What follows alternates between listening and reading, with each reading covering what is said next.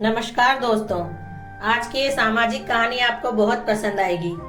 किशन जी बहुत समय बाद वापस अपने गांव जा रहे थे। वजह ये थी कि गांव में उनके चचेरे भाई की बेटी की शादी थी। कोई इंसान शायद एक घड़ी बेटे की शादी में नहीं जाता, लेकिन अगर बेटी की शादी हो तो जाना ही पड़ता है। किशन जी को भी जब गांव से उनके चचेरे भाई ने अपनी बेटी की शादी का आमंत्रण भिजवाया तो उन्होंने अपने बेटों से कहा कि वो गांव जाना चाहते हैं। इसलिए उनके बेटे ने उनके गांव जाने का टिकट करवा दिया और किशन जी अपने 14 साल के पोते रवि के साथ गांव जाने के लिए निकल गए। क्योंकि रवि का वेकेशन चल रहा था और वो कभी गांव गया ही नहीं था, इसलिए वो भी एक बार गांव जाना चाहता था। और किशन जी की भी उम्र होती जा रही थी और इस उम्र में अकेले सफर करने से बेहतर है कि कोई साथ में हो तो अच्छा है। इसीलिए उनका पोता अपने दादा के साथ गया। आज शाम को ही शादी थी और गांव जाने में बहुत ज्यादा वक्त लग जाता ऐसा था, इसलिए दोनों दादा पोते समय से अपने घर से निकल गए। आज किशन जी बहुत वक्त के बाद अपने गांव जा रहे थे। मन में बहुत सारी यादों को लिए उनके बचपन की बहुत सारी यादें जुड़ी हुई थी उस गांव से, क्योंकि किशन जी ने अपना सारा बचपन उसी गांव में बिताया था। इसलिए बचपन से जुड़ी सारी यादें उस गांव में थी। जब से वो शहर आए थे तब से उनका गांव जाना हुआ ही नहीं था। इसलिए आज जब गांव से आमंत्रण आया था तो किशन जी ने जाने का मन बना लिया था। उनके बेटे और बहू ने भी ना नहीं कहा कि पापा अगर आपकी इच्छा हो तो आप जाओ, लेकिन साथ में रवि को ले जाओ। रवि दादा का बहुत ही लाडला था। बेटे और बहू भी किशन जी का बहुत अच्छे से ख्याल रखते थे और जब से किशन जी की धर्म पत्नी का स्वर्गवास हुआ तब से तो उनकी बहू और बेटा अपने पिता का और ज्यादा ध्यान रखने लगे थे कि उन्हें किसी चीज की कमी महसूस न हो। इन सारी चीजों से तो किशन जी निश्चित थे। उनका बेटा और बहू बहुत अच्छे थे और अपने पिता से बहुत प्रेम करते थे। विचारों में खोए हुए किशन जी को सफर कब पूरा हो गया ये पता ही नहीं चला। आखिर में रवि और उसके दादाजी उनके गांव पहुंच गए। गांव में किशन जी का भरा पूरा परिवार था। उनके पिता की वो एकमात्र संतान थे, परंतु उनके चाचा के 3 बेटे थे और अब उनके भी 2-3 बच्चे हो चुके थे। तो इस तरह से गांव में उनका अच्छा खासा बड़ा परिवार बन गया था। जब किशन जी गांव पहुंचे तो वहां सब लोगों ने उन्हें उनका बहुत अच्छे से स्वागत किया और रवि को देखकर उसकी चाची और भाभी बहुत खुश हुई। सबसे इतना आदर सम्मान मिलने पर रवि और उसके दादाजी बहुत खुश हुए। उसके बाद किशन जी जाकर अपने बाकी भाइयों के साथ बैठ गए। बाहर आंगन में चारपाई बिछाकर उस पर बैठे बैठे सब बातें कर रहे थे। किशन जी भी जाकर उनके पास बैठ गए और बातें करने लगे। अब रवि के चचेरे भाई बहन उसके आगे पीछे घूमने लगे और उससे बातें करने लगे। इसलिए रवि को भी यहाँ बहुत अच्छा लग रहा था, क्योंकि वो गांव आने के बाद भी अनजाने की तरह एक तरफ बैठा नहीं था। उसके भाई बहन उसे अपने साथ लेकर घूम रहे थे। यहाँ किशन जी अपने भाइयों के साथ मिलकर अपनी पुरानी यादें ताजा कर रहे थे। आज शादी के दिन उनके यहाँ सारे सगे संबंधी इकट्ठे हुए थे। जिन लोगों से कई सालों से मुलाकात नहीं हुई थी, आज यहाँ आकर उन सभी लोगों से मिलने का मौका मिल गया। इतने समय के बाद सभी लोग मिल रहे थे, इसलिए मिलकर पुरानी यादें ताजा करने लगे कि बचपन में कैसे वो सभी पूरे गांव में घूमते थे, सारा दिन खेलते रहते और कितनी मस्ती करते रहते। सारा दिन यूं ही बीत जाता था और शाम को जब घर आते तो उनकी माँ उनके लिए चूल्हे पर गर्मा गर्म खाना बनाती थी। नीम के पेड़ के नीचे गर्मियों में सारा दिन चारपाई डालकर बैठे रहते थे। सारे लोग अंदर ही अंदर बातें करके पुराने दिनों को याद करके बहुत खुश हो रहे थे कि बातों बातों में किशन जी के बचपन के दोस्त आलोक जी का नाम आया। आलोक जी का नाम आते ही किशन जी के दिमाग में सारी पुरानी यादें आ गईं, क्योंकि बचपन में उन्होंने जितनी भी उधम मचाई थी हर जगह उनके मित्र आलोक जी उनके साथ होते थे और बहुत समय से आलोक जी के साथ कोई भी संपर्क नहीं हो सका था। इसलिए किशन जी खास अपने दोस्त आलोक जी से मिलने के इरादे से ही गांव आए थे। अब जब आलोक जी की बात निकली ही थी तो किशन जी ने अपने भाई से कहा, आलोक दिखाई नहीं दे रहा, उसके घर आमंत्रण नहीं दिया क्या? क्योंकि गांव में लोगों के घर घर जाकर सबको आमंत्रण दिया जाता है।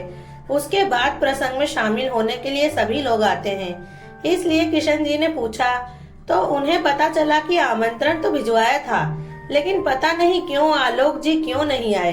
किशन जी के भाई ने उन्हें बताया कि आलोक जी के परिवार में स्थिति कुछ ठीक नहीं।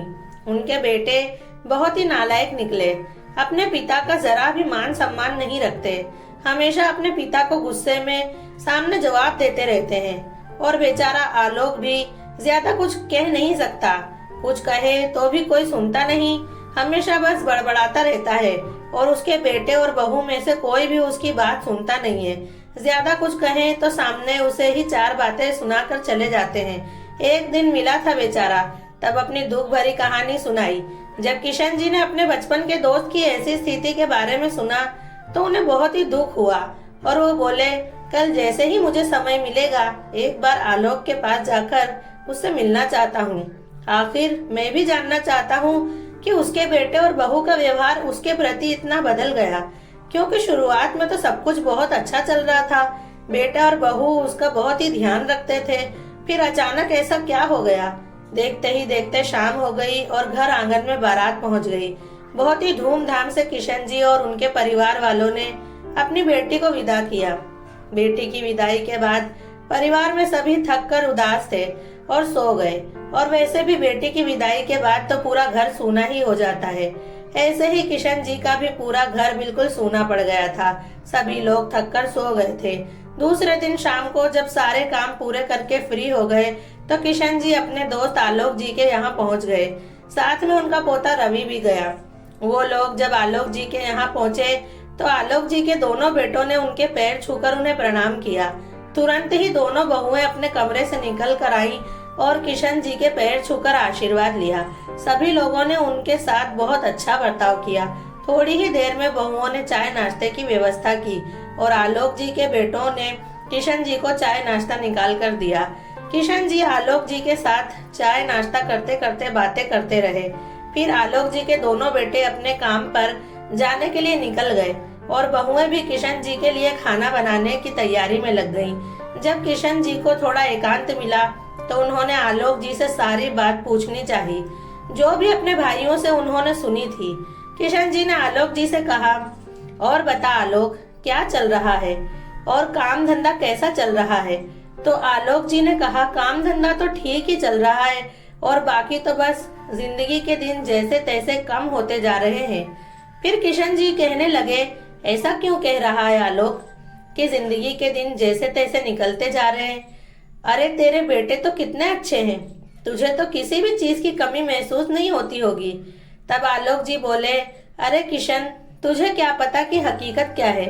ऊपर ऊपर से देखने में तो सब अच्छा ही लगता है, परंतु जब परखो तो पता चलता है। किशन जी ने इस बात पर कोई प्रतिक्रिया दी नहीं, सिर्फ इतना ही कहा, तूने वो कहावत तो सुनी ही होगी ना आलोक, कि पूत के पांव पालने में ही दिख जाते हैं। तो इसी तरह ही काफी हद तक इंसान की दानत का अंदाजा उसके थोड़े समय के व्यवहार को देखकर लगाया जा सकता है। मानता हूँ कि हर बार वो अंदाजा सही नहीं होता है, परंतु हर बार गलत भी नहीं होता है। और अभी तक मैंने जो देखा उसमें और तेरी परिस्थिति के बारे में जो सुना है उसमें बहुत फर्क है। लेकिन हकीकत मुझे तभी पता चलेगी जब तू मुझे कुछ बताएगा। फिर आलोक जी ने अपनी सभी बातें किशन जी को बताना शुरू किया। वो बोले, अब तुझे क्या बताऊं किशन, तू सोच भी नहीं सकता कि अब मैं कितना लाचार हो गया हूँ। अब तो मेरे इस घर में मेरा कोई मान ही नहीं रह गया। ना कोई मेरी बात सुनता है और ना कोई मेरी बात मानता है। जिसे देखो वो अपने मन की करने में लगे हैं। यहाँ तक कि ज्यादा कुछ कहो तो तुरंत सामने जवाब दे देते हैं। आलोक जी की ये सारी बातें सुनकर किशन जी कुछ बोले नहीं। थोड़ी देर बाद रसोई घर से बहुओं की हंसने की आवाज आई तो आलोक जी ऊंची आवाज में चिल्लाते हुए बोले, तुम दोनों में जरा भी संस्कार नहीं कि घर में किसी बड़े छोटे की मर्यादा बिल्कुल खत्म कर दी है। संस्कारी घर की बहू इतनी जोर जोर से नहीं हंसती है। इतनी भी समझ नहीं है कि थोड़ा धीरे हंसना चाहिए। इस बात पर दोनों बहुओं ने कुछ कहा नहीं। किशन जी भी ये सब कुछ देख रहे थे। थोड़ी देर बाद जब उनकी बहुएं खाना लेकर आई तो आलोक जी फिर से खिसियाकर बोले, मैंने तुम दोनों से कितनी बार कहा है कि मेरे लिए खाना पीतल की थाली में ही होना चाहिए। ये स्टील के बर्तनों में खाना खाना मुझे जरा भी पसंद नहीं। तो भी तुम सुनती नहीं हो, अपने मन की ही करती हो। एक बार में समझ नहीं आता, मैं पागलों की तरह बकबक करता रहता हूँ। लेकिन किसी के भी कानों पर उसकी जरा भी असर नहीं होती। इस बात पर भी बहुओं ने कुछ कहा नहीं और बड़ी बहू पीतल की थाली में अपने ससुर के लिए खाना लेकर आ गई और थाली रखते रखते सिर्फ इतना बोली कि पप्पा, देवरानी का ध्यान नहीं रहा। भूल से उससे बहू अपनी बात पूरी करे और अपनी भूल के लिए माफी मांगे उससे पहले ही उसकी बात को बीच में से काट कर आलोक जी ने अपनी बहू से कहा, हाँ हाँ, बस बस, ज्यादा सफाई देने की कोई जरूरत नहीं है। मैं सब जानता हूँ कि तुम दोनों ये सब कुछ जानबूझकर करती रहती हो, मुझे परेशान करने के लिए। तुम्हारे घर वालों ने तुम्हें ऐसे ही संस्कार दिए हैं। अब चुपचाप जाओ और जाकर अपना काम करो। फिर बेचारी बड़ी बहू चुपचाप अंदर चली गई। किशन जी जब से आए थे तब से देख रहे थे कि आलोक जी कोई भी कारण बिना अपनी बहुओं और बेटों पर खिसिया रहे थे। हमेशा खुद बड़बड़ करते रहते हैं और फिर भी अपने बेटों को ही दोष देते हैं। छोटी छोटी बातों पर चिल्लाते रहते हैं, घर में कलेश मचाते रहते हैं, फिर भी कहते हैं कि मेरे बेटों के जैसे बेटे किसी के भी न हो। मेरे बेटे और मेरी बहुएं भी बहुत बुरा बर्ताव करते हैं और मुंहफट हैं, सामने सामने जवाब देते हैं। बड़ों की जरा भी शर्म या मान मर्यादा है ही नहीं। लगातार अपनी बहुएं और बेटों के बारे में बुरा बोल रहे थे और बहू भी बेचारी जब भी खाना देने आती तो उनके सामने ही आलोक जी उनके मायके वालों को बुरा भला बोलते और उनकी परवरिश को लेकर भी चार बातें सुनाते कि पता नहीं कैसे बड़ा किया है माँ बाप ने, एक बार में कोई बात समझ में आती ही नहीं। जब बहुएं चली गई तो आलोक जी फिर से किशन जी के आगे अपना रोना रोने लगे। मेरे इस घर में मेरी कोई इज्जत है ही नहीं। घर में कोई भी काम करने से पहले मुझसे ना तो कोई सलाह लेता है और ना मेरी बात का कोई मान रखा जाता है। कोई भी बात के लिए कुछ कह दूं तो कोई सुनता ही नहीं। मैंने इन लोगों से कहा था कि पीतल के बर्तनों में ही खाना खाओ। अब देखो नए जमाने के हिसाब से चलने के चक्कर में सारे पुराने बर्तन भरकर मचान पर रख दिए हैं। आज के जमाने में कोई कुछ करना नहीं चाहता, एक नंबर के कामचोर हो गए हैं बच्चे। आलोक जी ये सारी बातें कर रहे थे और बोले कि मैं तो अपनी औलाद से बहुत दुखी हूँ किशन। कहीं भी जाऊं तो कोई मेरी चिंता भी नहीं करता, अकेला ही भागता फिरता हूँ। मेरी तो जिंदगी बहुत ही खराब बीत रही है। लेकिन तुझे देखकर तो लगता है कि तेरे तो बहुत मजे हैं। बेटे और बहू बहुत ध्यान रखते होंगे तेरा, यहाँ तक कि तेरा पोता रवि भी देख यहाँ भी तेरे साथ आया है। क्यों बेटा, कैसे हो बेटा रवि, और पढ़ाई कैसी चल रही है तुम्हारी? आलोक जी ने दो चार बातें रवि से भी पूछी और रवि ने भी बहुत ही शालीनता के साथ उनकी हर बात का जवाब दिया। फिर किशन जी ने रवि को अपने घर वापस भेज दिया। उन्होंने कहा कि बेटा रवि, मुझे अभी दादाजी के साथ कुछ जरूरी बातें करनी है, तो तुम जाओ और जाकर अपने भाई बहनों के साथ खेलना। तो बेचारा रवि वहाँ से उठकर चला गया। रवि इतना तो समझ ही गया था कि किशन जी आलोक जी के साथ अकेले में कुछ बात करना चाहते हैं, इसलिए उन्होंने रवि को वहाँ से जाने के लिए कहा। फिर जैसे ही आलोक जी ने किशन जी से कहा कि भाई तुम तो बहुत नसीब वाले हो, मुझे भी कोई ऐसा मंत्र बताओ कि मेरे बेटे भी मेरे बस में रहें, मेरी हर बात माने और मेरा उतना ही ध्यान रखें। फिर किशन जी ने आलोक जी से कहा, आलोक अगर तू इतना ही पूछ रहा है तो आज मैं तुझे बुढ़ापे में भी सुखी रहने का मूल मंत्र बताता हूँ। अगर तू ऐसा ही करेगा जैसा मैं कहूँ तो देखना थोड़े ही दिनों में तेरे बेटे और बहू का व्यवहार तेरे प्रति बिल्कुल बदल जाएगा और तुझे हाथ की हथेली में रखेंगे। तो आलोक जी बिल्कुल चौंक गए और बोले, क्या सच में? ऐसा कौन सा मंत्र है भाई? मैंने तो अभी तक अपनी जिंदगी में ऐसे कोई मंत्र के बारे में सुना ही नहीं जिससे बेटे और बहू इतनी जल्दी काबू में आ जाए। फिर किशन जी ने कहा, अब अपनी ही बात करेगा कि मुझे मेरी बात भी पूरी करने देगा। सुनना है तो सुन, नहीं तो मैं चला। इतना कहकर जैसे किशन जी उठने लगे तो आलोक जी ने उनका हाथ पकड़कर उन्हें नीचे बिठा दिया और बोले, अरे भाई नाराज क्यों होता है? चल बोल बोल, मुझे भी जानना है उस मंत्र के बारे में जिससे मैं अपने बेटे और बहुओं को काबू में कर सकूं और मेरी ऐसी ही सेवा करें जैसी तेरा बेटा और बहू तेरी करते हैं। तो किशन जी ने कहा कि अगर तू भी ऐसी ही सेवा करवाना चाहता है तो आज जो मंत्र मैं तुझे बताने वाला हूँ उससे तेरी जिंदगी बदल जाएगी। किशन जी की बात सुनकर आलोक जी पूरे ध्यान से उनकी बातें सुनने लगे। इसलिए जो बातें बताने वाला हूँ थोड़े दिनों तक तुझे बिल्कुल उसी तरीके से करना पड़ेगा जैसा मैं कहता हूँ, किसी भी तरह का सवाल जवाब किए बिना बस तू मेरी बात मानेगा, ठीक है? फिर आलोक जी ने हाँ में सिर हिलाया। फिर किशन जी कहने लगे, सबसे पहली बात तो ये कि जब भी तेरा बेटा या बहू तुझसे कुछ काम करने को पूछे तो तू उन्हें कोई भी काम के लिए मना नहीं करेगा।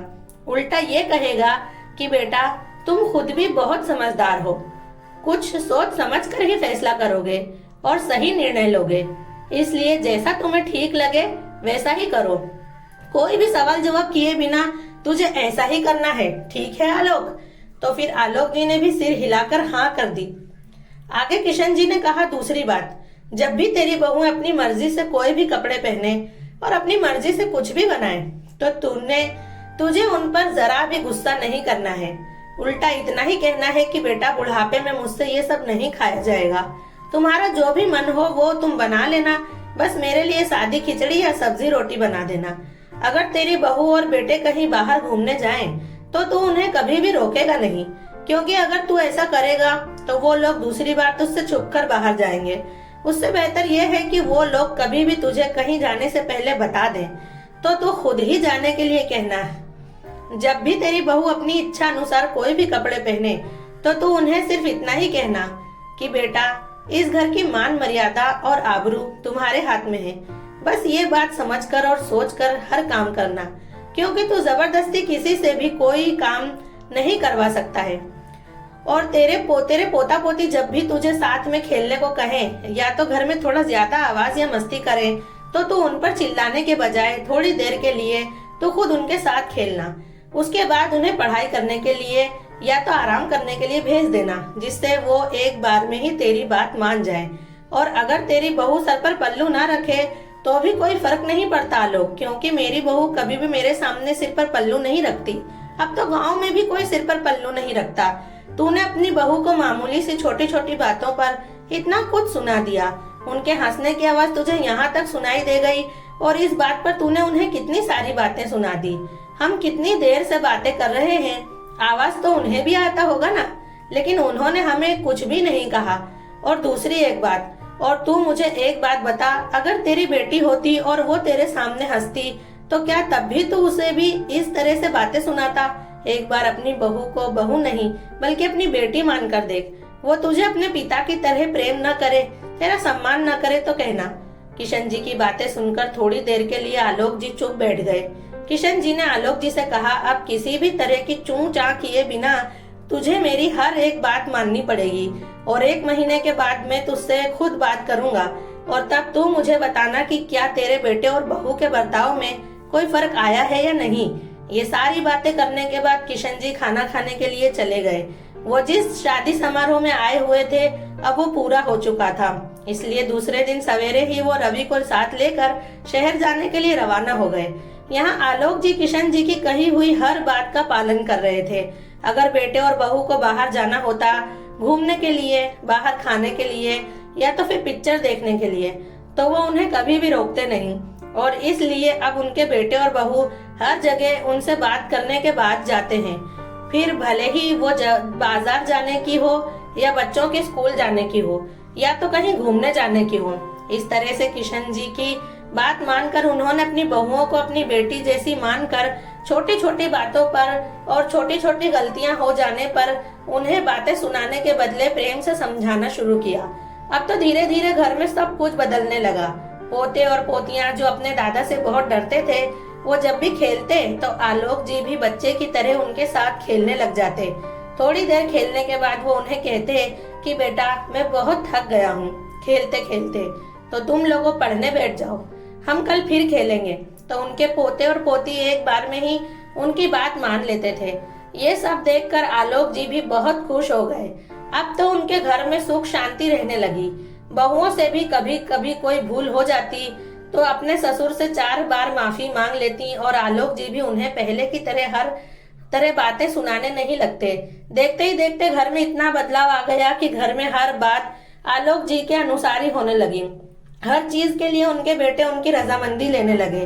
अब तो आलोक जी भी बहुत ही खुश रहने लगे थे। अगर आलोक जी को कोई बात सही नहीं लगती तो वो अपने बेटों को बहुत ही शांति और प्रेम से समझाते, जिससे उनके बेटे भी सोच समझ कर निर्णय लेते। अब उनके पिता के प्रति उनके मन में और ज्यादा प्रेम और मान सम्मान बढ़ता जा रहा था। 1 महीने के बाद फिर से किशन जी उनके यहाँ आए। आकर देखा तो इस बार वो चौंक गए। उन्होंने देखा कि उनकी बहुएं उनके सामने ड्रेस पहनकर खड़ी थी और आलोक जी ने उन्हें कुछ कहा नहीं। यहाँ तक कि आलोक जी ने अपनी बहू से कहा कि वो अपने लिए भी चाय लेकर यहाँ आ जाएं और सब लोग साथ बैठकर चाय पिएं। अपने ससुर में आए हुए परिवर्तन को देखकर बेटे और बहू तो खुश थे ही, लेकिन आज किशन जी भी आलोक जी के बदले हुए रूप को देखकर बहुत ज्यादा खुश हुए। जब बहू अपने लिए चाय लेने गई तो किशन जी ने कहा, क्यों आलोक, अब बता कि अब तेरी जिंदगी में कोई बदलाव हुआ है या नहीं। तो आलोक जी किशन जी के आगे हाथ जोड़कर बैठ गए और कहा, धन्य हो तुम्हारे जैसा दोस्त हर इंसान के पास होना चाहिए जो उसे अपनी भूल का एहसास करा सके। सच में मैं कितना गलत था। मैंने अपनी बहू को हमेशा बहू ही समझा, कभी उन्हें बेटी की तरह देखा ही नहीं। हमेशा हर बात पर अपने बेटे और बहू को सुनाता रहा। कभी ये नहीं सोचा कि शायद वो लोग जो कर रहे हैं वो भी ठीक होगा। कभी ये नहीं समझा बेटे बहू और बच्चों की भी अपनी कुछ इच्छाएं होंगी। उनका भी बाहर घूमने फिरने का और बाहर खाने पीने का दिल करता होगा। हमेशा मेरी इच्छा अनुसार वो लोग करें, मैं ऐसी कोशिश करता रहा, लेकिन अब मुझे मेरी भूल समझ आ गई है। अब मैं अपने बेटे और बहू के साथ अपने परिवार में बहुत खुश हूँ और ये सब सिर्फ तेरे कारण ही हुआ है। किशन, मैं तेरा बहुत ही आभारी हूँ क्योंकि तुमने समय रहते मुझे सही और अच्छी सीख दी, नहीं तो मैं कभी भी अपने बेटे और बहू को समझ नहीं पाता। किशन जी अपने दोस्त का बदला हुआ रूप देखकर बहुत ही खुश थे। फिर किशन जी शहर जाने के लिए निकल गए। आज किशन जी को अपने परिवार में अपने बेटे बहू और पोते पोतियों के साथ बहुत खुश हैं। साथ साथ उनके दोस्त आलोक जी, उनकी जिनकी अपने बेटों के साथ कभी बनती नहीं थी, आज वो भी अपने बच्चों के साथ अपना बुढ़ापा सुखी सुखी व्यतीत कर रहे हैं और अपने परिवार के साथ बहुत ही खुश हैं। तो दोस्तों, ये थे अपनी वृद्धावस्था को सुधारने के कुछ मूल मंत्र। अगर आपको भी लगता है कि आलोक जी की तरह ही आपके परिवार में भी ऐसी समस्या है तो एक बार ये तरीका जरूर आजमाकर जरूर देखिएगा। मैं ये तो नहीं कहती कि निश्चित रूप से आपकी पारिवारिक स्थिति पूरी तरह से बदल जाए, सुधर जाए, उससे अच्छा दूसरा क्या हो सकता है। परिवार के टूटे बिना ही परिवार के सारे लोग सुख शांति से रहने लगे। कई बार हम अपनी मर्जी और इच्छाएं दूसरों पर थोपना चाहते हैं और ये जरा भी नहीं सोचते कि उसका परिणाम क्या होगा। दोस्तों, आपको हमारी आज की कहानी कैसी लगी कमेंट में जरूर बताएं और ऐसी नई नई कहानी सुनने के लिए मेरे चैनल को सब्सक्राइब जरूर करें।